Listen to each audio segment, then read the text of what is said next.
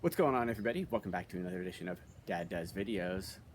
It's a great spring day here in the Midwest. We've got the greenery behind us, the sun shining. Spring is a great time to also check in on some maintenance issues on the outside of your home and on the inside of your home as well, right? You dig out of the winter, things start to come alive a little bit, but we want to make sure things are functioning properly throughout our home. So we're going to take you through some tips.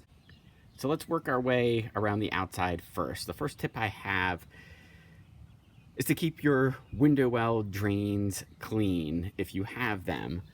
So we've got the drain right here. The function of that is that when water comes up, if it gets too high, the water goes down the drain. If the drain is blocked by leaves and other debris, guess what? The water is going to go in your windows and probably into your basement. So make sure those drains are clean. All you have to do is reach your hand in there if you don't have a window well cover and just pick out the leaves and other debris.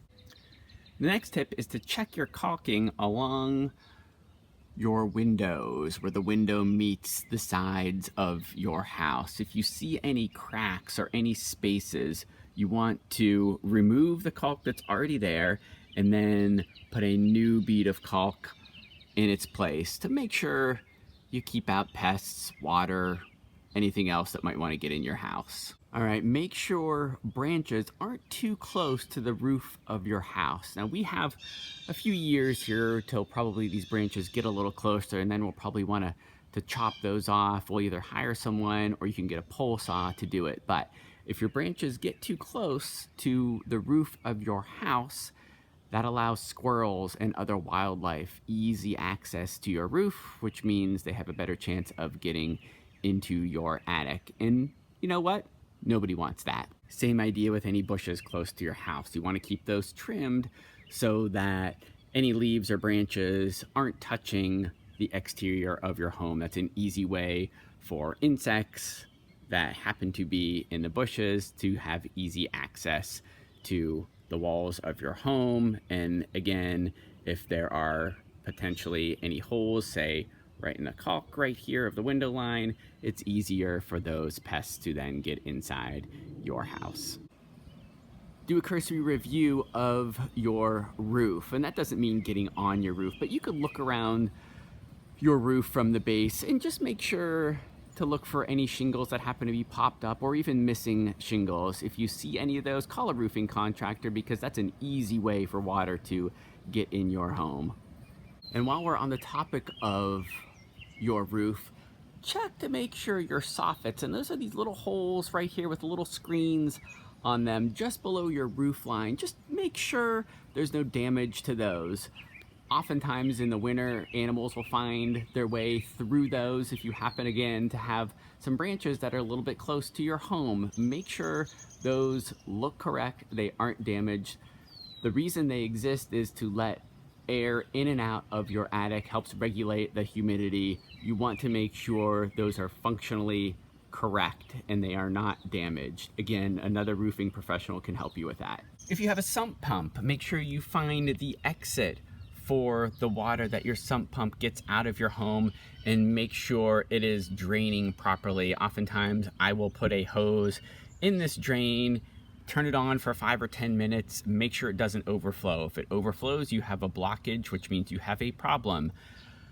Make sure you call a drainage expert if that happens to you, but especially considering the rainy season that spring is, you don't want to have a sump pump problem and have the water back up into your home. Double check your gutters to make sure they are not filled with debris. Go all the way around your house. If these are hard to access, and if they're lower, they're easier to access, you can just get up there with a ladder if you feel comfortable. Put your hands in there, remove the old debris, but you can call a roofing contractor. They'll come out and clean your gutters relatively inexpensively. And while we're on that same topic, you want to make sure your downspouts are working correctly too. Again, make sure they are not blocked. You can view them from the top, overhead, or again, ask your roofing contractor to make sure they are functioning correctly because you want water to drain from your gutters all the way down and away from your home.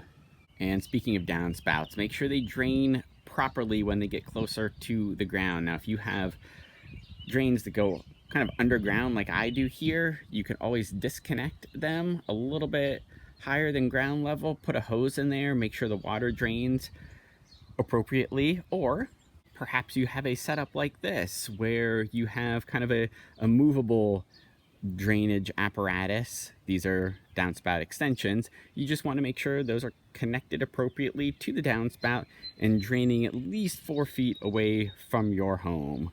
It won't be long before it's a little too hot in your home without the AC on. It's a great time right now to schedule your AC tune-up with your local HVAC professional. Oftentimes, these companies will bundle the tune-up in the spring and then the furnace tune-up in the fall for a lower rate. They'll also give you a discount on any services that might need done or any products if you go with a plan that they have. I found them to be really useful. Check the functionality of your outdoor faucets. When you turn these on, you want a steady stream of water coming out. If it comes out just a little bit at a time and then gushes out, and a little bit at a time and then gushes out, there is a problem. If you see any leaks up further along kind of the stem of the faucet, that's a problem too. You're going to want to call a plumber. Check your window screens too for any rips, holes, snags. As you can see, we've got a couple little issues right here. Typically you can just go to a hardware store and buy a screen replacement kit and just patch these pretty easily. If you let them go, not a big deal, but again, if you want to put your windows open, it's pretty easy for insects to get in through these holes. If your house has any shutters alongside the windows, now's a great time to make sure they are secure. Just double check these pegs to make sure they are fully inserted. If they are not, just use a rubber mallet to knock them in a little bit. If you have some broken ones, just go on Amazon and you can pick up 4 to 6 of them for $7-8 and just pull out the ones that are in there right now with a needle nose plier and hammer in the new ones with a mallet. April is a really active time for insects. It's a great time, therefore, to put down some bug killer, repellent, insecticide, whatever you want to call it, where your ground meets your home. You could either get these at your local hardware store or call a professional. The professional places have stronger insecticides that they would put down, so I'd suggest doing that if it is within your budget. All right, let's move inside where we've got a few extra tips for you, starting with ceiling fans. If you have ceiling fans in your home, make sure you flip a switch on them so your blades rotate counterclockwise in the spring and summer. That's how you'll get that nice cool breeze coming down on you. And typically that switch is located somewhere around the housing of your fan. Ours is right here. Most fans have something similar that looks like this. It could be up here, it could be on here. Sometimes they're underneath here. Just find it and flip it so that your blades go in a counterclockwise manner when you turn it on. If you have a sump pump in your basement, give that a quick review to make sure everything's working properly. If you have a situation where you're able to open it, oftentimes I will fill that with water with a hose to make sure the actual pump then goes off when the water level gets too high. If you have a battery backup, and if you don't have one, I'd highly suggest it just in case your power goes out or just in case it rains so much that you need a backup. Take a look at the warning lights on it. Typically green all over the place, depending upon the brand, is going to be a good thing. You might see some yellows, you might see some reds. That might indicate an issue with the float or the power, anything like that. If you have a battery that needs you to refill the water in it every 6 months or so, make sure you go ahead, get on a schedule to do that. You don't want to be in a situation where you lose power or there's too much rain and your battery backup isn't functioning correctly. You could also hit this test button on this brand and others as well. It will automatically start your pump. It'll go through the motions, make sure everything's working correctly, and again, if something's wrong, it will let you know with those indicator lights.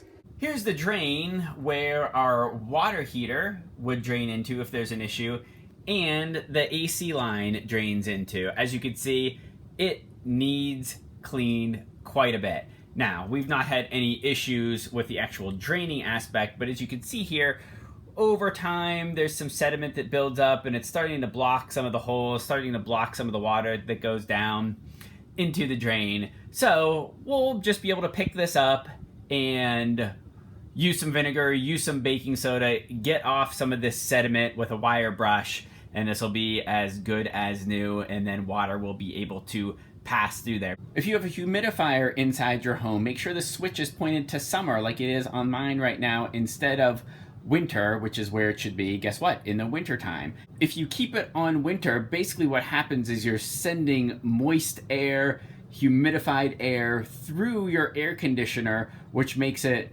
harder for the air conditioner to do its work.